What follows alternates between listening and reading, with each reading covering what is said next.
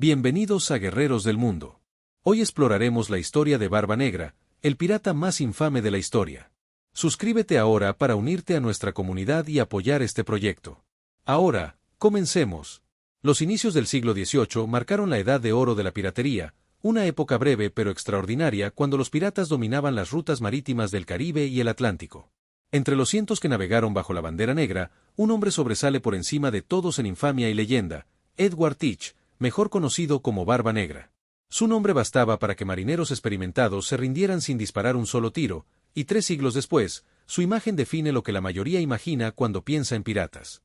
Se conoce poco con certeza sobre Edward Teach antes de que abrazara la piratería. La mayoría de los historiadores creen que nació alrededor de 1680 en Bristol, Inglaterra, una ciudad portuaria bulliciosa con fuertes conexiones a las redes comerciales atlánticas.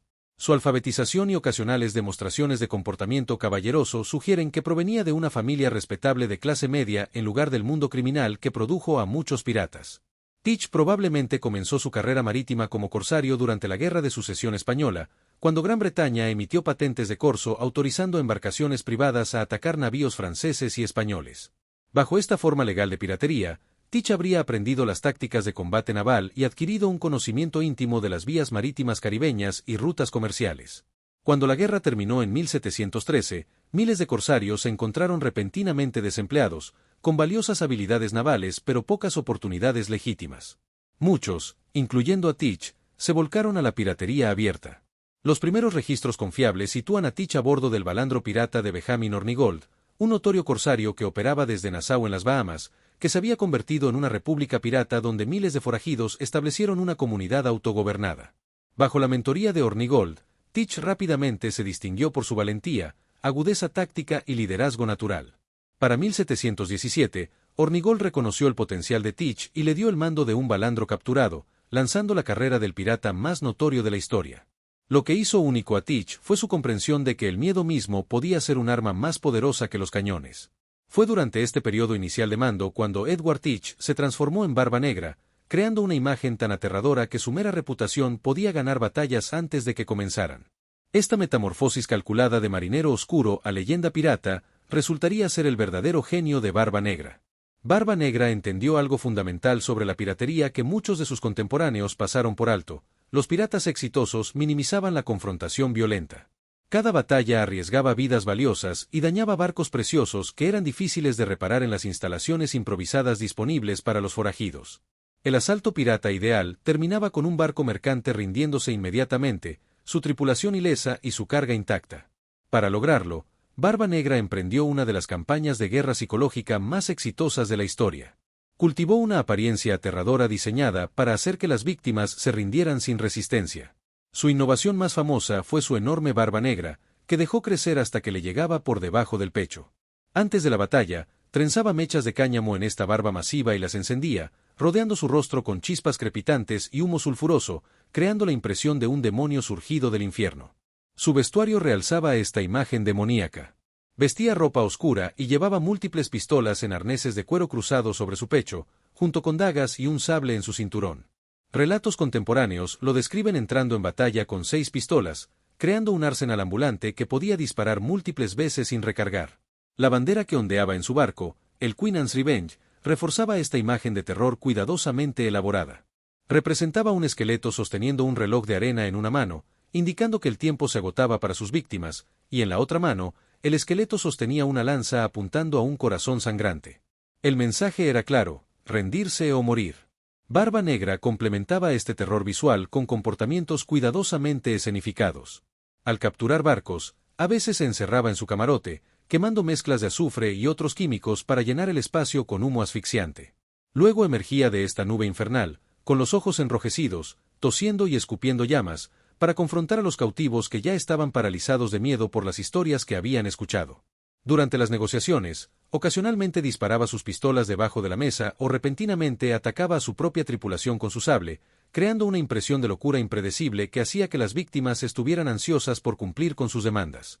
Esta estrategia psicológica resultó notablemente efectiva. Barco tras barco se rendía ante Barba Negra sin resistencia, simplemente por la fuerza de su temible reputación. Su enfoque teatral de la piratería no solo preservó sus recursos, sino que creó el estatus legendario que aún lo rodea 3 siglos después. En noviembre de 1717, la carrera de Barba Negra alcanzó un punto de inflexión cuando él y Hornigold capturaron un gran barco esclavista francés llamado la Concorde cerca de la isla caribeña de Martinica. Hornigold, quien recientemente había aceptado un perdón real y se había retirado de la piratería, entregó la presa a su protegido. Barba Negra lo rebautizó como Queen Anne's Revenge, creando el navío que se volvería tan legendario como el pirata mismo. El Queen Anne's Revenge representó una mejora masiva respecto a los pequeños balandros que los piratas típicamente comandaban. Con 30 metros de longitud y pesando más de 300 toneladas, era un formidable buque de guerra que podía intimidar a cualquier barco mercante y enfrentarse a patrullas navales. Originalmente construido en Inglaterra, había servido como corsario llamado Concorde antes de ser capturado por los franceses y convertido al comercio de esclavos. Barba Negra inmediatamente comenzó a modificar su nuevo buque insignia para la piratería.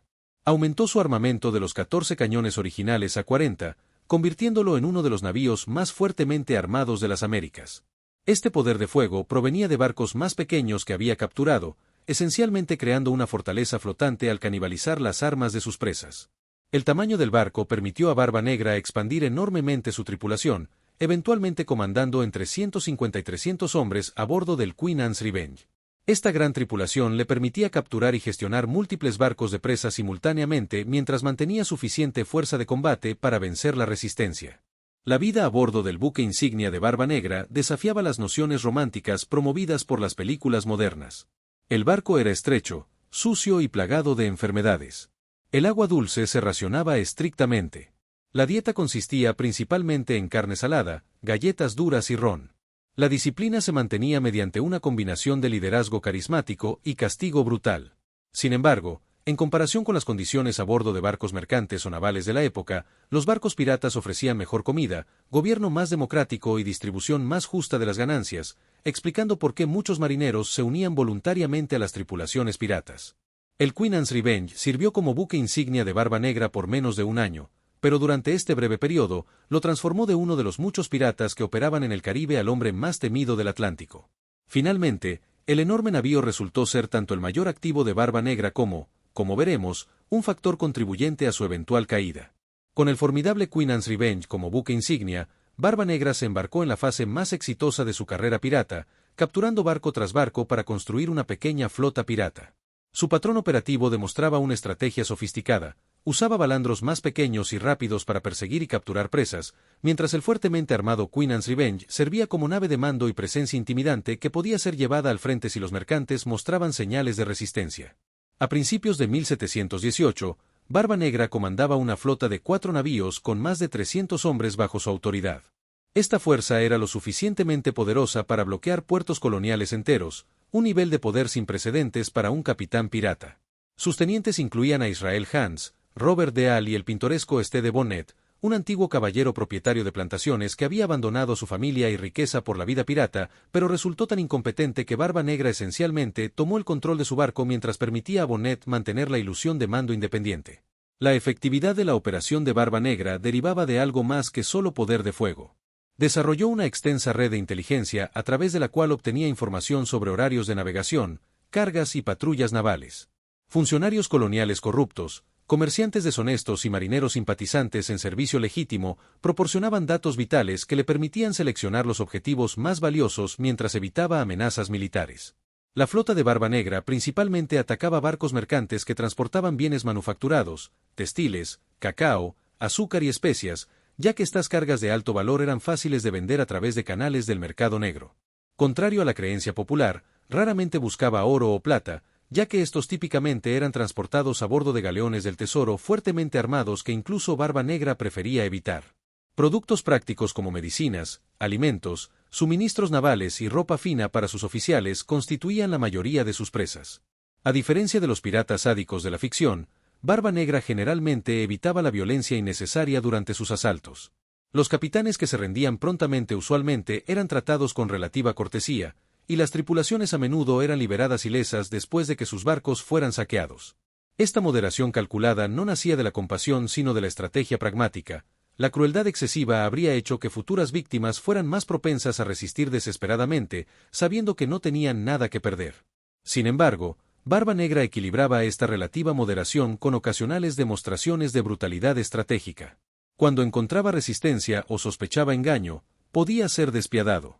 En un incidente documentado, torturó a un comerciante que creía estaba ocultando objetos de valor atando fósforos encendidos entre los dedos del hombre hasta que se quemaron hasta la carne.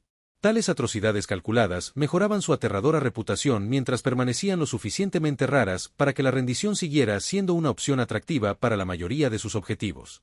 El pináculo del poder de Barba Negra se demostró en mayo de 1718, cuando ejecutó uno de los actos más audaces en la historia de la piratería, el bloqueo completo de Charleston, Carolina del Sur, el puerto más importante de la América Británica. Esta operación reveló no solo las capacidades navales de Barba Negra, sino su pensamiento estratégico y astucia política. Usando su flota de 4 navíos liderados por el Queen Anne's Revenge, Barba Negra posicionó sus fuerzas en la entrada del puerto de Charleston, efectivamente cortando al bullicioso puerto colonial del mundo exterior. Durante el transcurso de una semana, capturó cada barco que intentaba entrar o salir del puerto, acumulando 9 presas y docenas de rehenes, incluyendo prominentes comerciantes y funcionarios gubernamentales. En lugar de simplemente saquear estos barcos, Barba Negra utilizó la situación para abordar una necesidad crítica. Su tripulación estaba sufriendo problemas médicos, probablemente incluyendo enfermedades venéreas comunes entre los piratas. Charleston tenía medicinas, pero ningún incentivo para proporcionarlas a forajidos. Al mantener a ciudadanos prominentes como rehenes, Barba Negra creó una palanca para exigir lo que necesitaba. Su demanda de rescate fue notablemente específica, un botiquín médico valorado en aproximadamente 300 libras, una suma sustancial pero no exorbitante. Envió un grupo de piratas con varios rehenes a Charleston para entregar sus términos, dando a las autoridades de la ciudad solo 2 días para cumplir antes de que ejecutara a sus prisioneros y destruyera los barcos capturados. El gobierno colonial, careciendo de fuerzas navales capaces de desafiar la flota de Barba Negra, entregó prontamente el botiquín médico. Fiel a su palabra, Barba Negra liberó a todos sus rehenes ilesos, aunque se quedó con sus objetos de valor, ropa e incluso sus barcos. Antes de partir, también tuvo la notable audacia de enviar un mensaje al gobernador afirmando que visitaría Charleston nuevamente si las medicinas resultaban ineficaces. El bloqueo de Charleston demostró el hecho asombroso de que un solo comandante pirata podía paralizar un importante puerto colonial durante días, sin enfrentar resistencia efectiva de una de las colonias más prósperas de Gran Bretaña.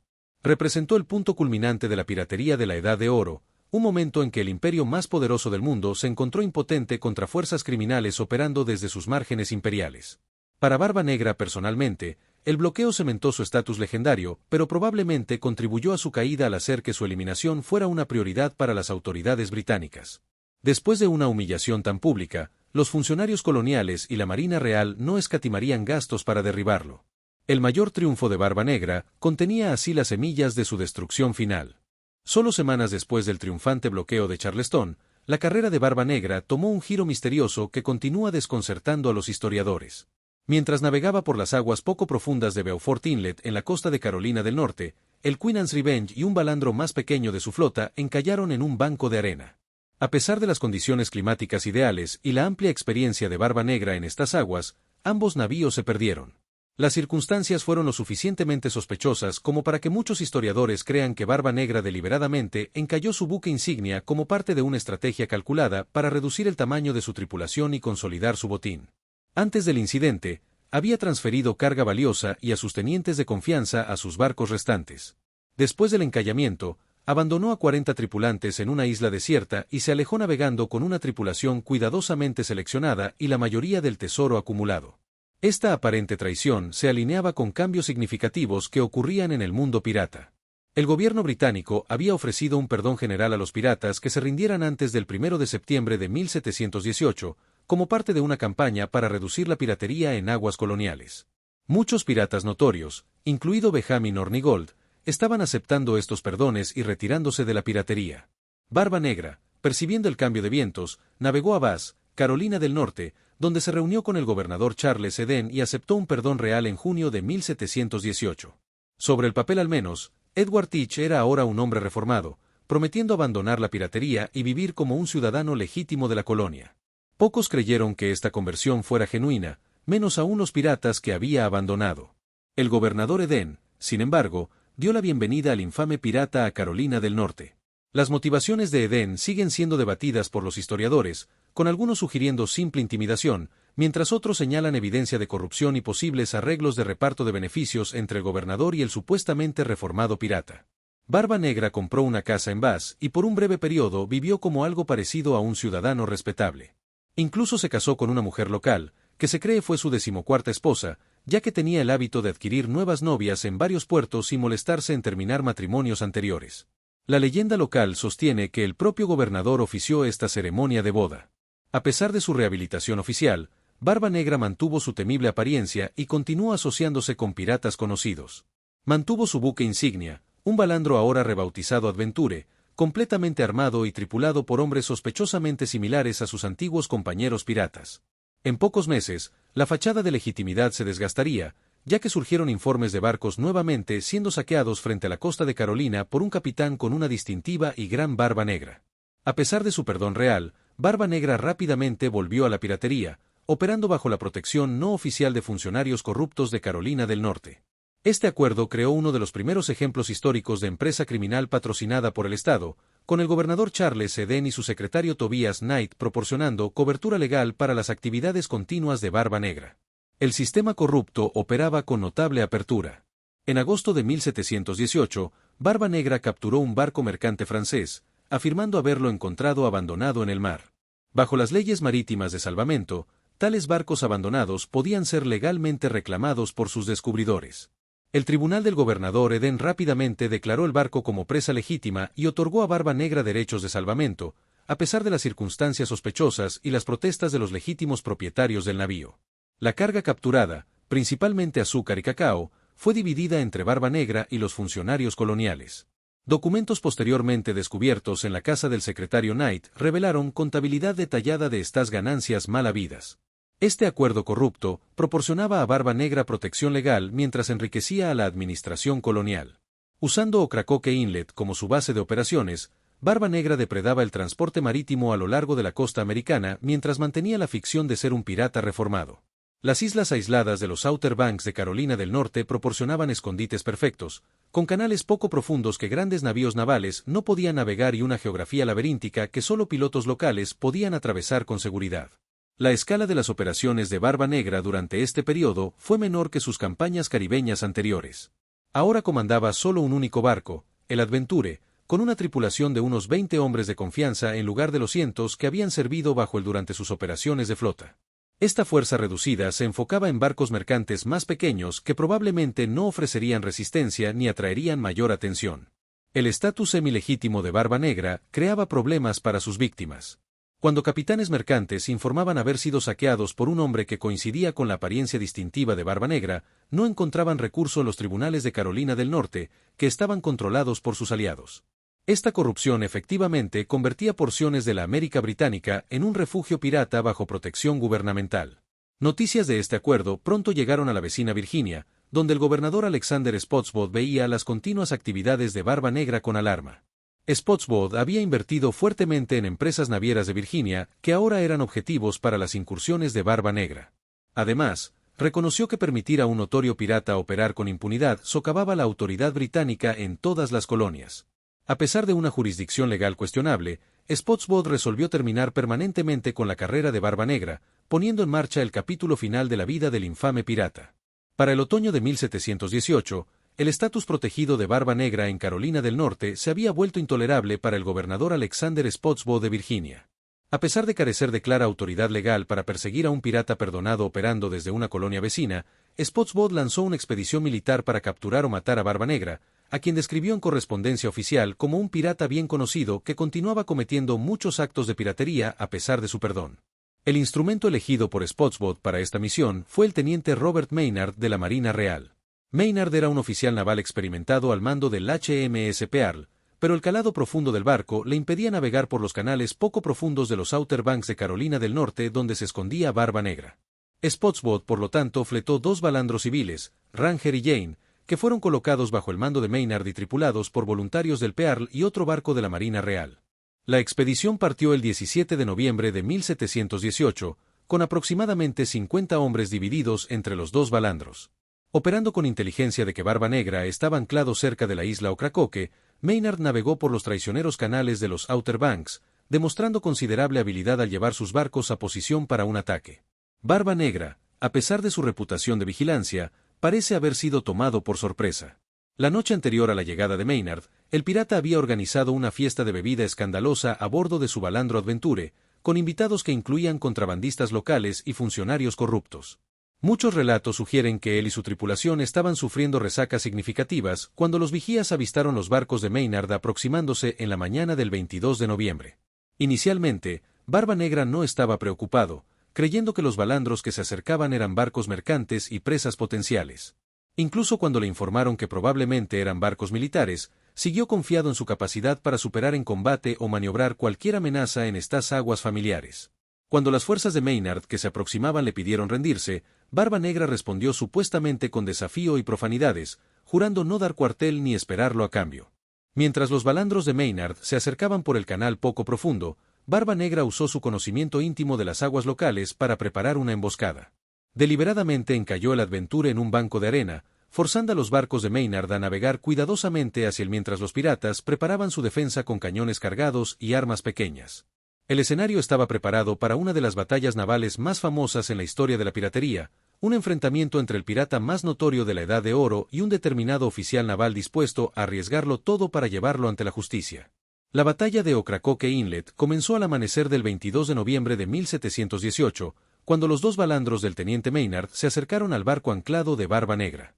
La andanada inicial de cañones del pirata resultó devastadoramente efectiva, matando a varios hombres de Maynard a bordo del Ranger y causando daños significativos a ambos barcos atacantes. Maynard, enfrentando una posición superior y el fuego de cañón mortalmente preciso de Barba Negra, empleó un brillante engaño táctico. Ordenó a la mayoría de sus hombres que bajaran a las cubiertas inferiores mientras él permanecía visible en cubierta con solo otros dos. Desde el punto de vista de Barba Negra, parecía que el fuego de cañón había matado o herido a la mayoría de la fuerza atacante, creando una oportunidad irresistible para abordar y acabar con los sobrevivientes. Barba Negra cayó directamente en la trampa. Con un grito de que la condenación se apodere de mi alma si les doy cuartel o lo tomo de ustedes, lideró a su tripulación en el abordaje del barco de Maynard, el Jane. Cuando los piratas invadieron el barco, Maynard ordenó a sus hombres ocultos emerger de las cubiertas inferiores, creando una fuerza abrumadora repentina que tomó a los piratas por sorpresa. El combate cuerpo a cuerpo que siguió fue brutal y caótico. Barba Negra luchó con su característica ferocidad, armado con múltiples pistolas, un sable y su temible apariencia. Se enfrentó directamente a Maynard en lo que un testigo describió como un conflicto muy obstinado y sangriento. Barba Negra disparó una pistola a Maynard, quien devolvió el fuego. Luego ambos hombres recurrieron a atacarse mutuamente con espadas mientras la batalla rugía a su alrededor. Barba Negra resultó casi imparable, absorbiendo múltiples heridas de bala mientras continuaba luchando. Relatos históricos afirman que recibió 5 heridas de bala y más de 20 cortes severos antes de finalmente caer. Incluso mientras intentaba amartillar otra pistola, un marinero lo golpeó a través del cuello con una espada, casi decapitándolo. Según la leyenda, el cuerpo sin cabeza de Barba Negra nadó alrededor del barco 3 veces antes de hundirse, aunque este detalle fantasioso es claramente un embellecimiento póstumo. La batalla duró menos de 30 minutos, pero resultó en bajas extraordinarias. De la tripulación de 18 hombres de Barba Negra, solo 2 sobrevivieron. Maynard perdió aproximadamente 10 hombres con 24 heridos. Maynard describió más tarde que Barba Negra cayó con 25 heridas, 5 de ellas siendo heridas de bala. El teniente tomó la cabeza cortada de Barba Negra y la colgó del bauprés de su barco como prueba de su victoria y como advertencia para otros piratas. Los piratas sobrevivientes fueron llevados a Virginia para ser juzgados, donde la mayoría fueron condenados y ahorcados. Cuando el gobernador Spotswood registró el Adventure capturado, descubrió cartas incriminatorias que probaban la corrupción de funcionarios de Carolina del Norte, particularmente el secretario Tobias Knight, quien había estado recibiendo pagos de Barba Negra. Esta evidencia de connivencia oficial con la piratería creó un escándalo colonial, pero resultó en pocas consecuencias para los funcionarios implicados. El teniente Maynard regresó a Virginia con la cabeza cortada de Barba Negra colgando de su bauprés como un macabro trofeo. El gobernador Spotswood ordenó montar el cráneo en un alto poste a la entrada del puerto de Hampton Roads, donde permaneció durante años como advertencia para aquellos que consideraran la piratería. Eventualmente, los elementos lo redujeron a un cráneo desnudo, que supuestamente fue retirado y convertido en la base de una copa de plata utilizada en la taberna Raleigh en Williamsburg. La muerte de Barba Negra marcó un punto de inflexión en la edad de oro de la piratería. En 5 años, La mayoría de los principales capitanes piratas habían sido asesinados o capturados mientras los gobiernos coloniales y las fuerzas navales intensificaban sus campañas contra la piratería. La romántica era de piratería caribeña, que había florecido a principios del siglo XVIII, se extinguió efectivamente para 1725. Barba Negra dejó sorprendentemente poco tesoro confirmado. A pesar de las leyendas de riquezas enterradas, su patrimonio real consistía principalmente en azúcar, cacao y bienes de algodón incautados de barcos mercantes. A diferencia de los piratas ficticios de la literatura posterior, los piratas reales de la Edad de Oro típicamente gastaban su botín rápidamente en alcohol, juegos de azar y prostitutas en lugar de acumular grandes tesoros. Cualquier riqueza sustancial que Barba Negra hubiera adquirido, probablemente fue distribuida entre su tripulación o gastada durante sus breves periodos en tierra. Lo que sí sobrevivió fue la leyenda de Barba Negra. Pocos meses después de su muerte, el capitán Charles Johnson publicó una historia general de los piratas, que incluía un relato detallado de la carrera de Barba Negra que mezclaba reportajes factuales con coloridos embellecimientos. Esta influyente obra estableció a Barba Negra como el pirata arquetípico en la imaginación pública, un estatus que ha mantenido durante 3 siglos. Los descubrimientos arqueológicos han añadido dimensiones tangibles a la leyenda de Barba Negra. En 1996, el naufragio de un barco que se cree es el Queen Anne's Revenge fue descubierto frente a la costa de Carolina del Norte. Las excavaciones subsecuentes han recuperado cañones, anclas, instrumentos de navegación y miles de artefactos que proporcionan información sin precedentes sobre la vida a bordo de un buque insignia pirata. Los instrumentos médicos encontrados entre los restos del naufragio corroboran los relatos de la demanda de Barba Negra de un botiquín médico durante el bloqueo de Charleston. Más allá del interés histórico, Barba Negra sigue siendo un poderoso icono cultural, apareciendo en innumerables libros, películas y programas de televisión. Su imagen distintiva, con barba envuelta en llamas y pistolas cruzadas sobre su pecho, se ha convertido en sinónimo de la piratería misma. Desde la Isla del Tesoro de Robert Louis Stevenson hasta la franquicia cinematográfica Piratas del Caribe, prácticamente todos los piratas ficticios deben algo a la leyenda de Barba Negra. Quizás el aspecto más duradero del legado de Barba Negra es cómo elevó la piratería de mera actividad criminal a guerra psicológica y marca personal. Su comprensión de que el miedo mismo podía ser un arma más efectiva que los cañones demostró una sofisticación psicológica muy adelantada a su tiempo. Al crear la persona de Barba Negra, Edward Teach logró una forma de inmortalidad que ha sobrevivido ampliamente a su breve y violenta carrera en alta mar. Suscríbete ahora, hazte miembro, activa las notificaciones, comparte este video con tus amigos y deja un comentario para que podamos comparar nuestros conocimientos y fuentes. Gracias por seguir nuestro canal. Hasta nuestro próximo viaje estratégico, aquí en Guerreros del Mundo.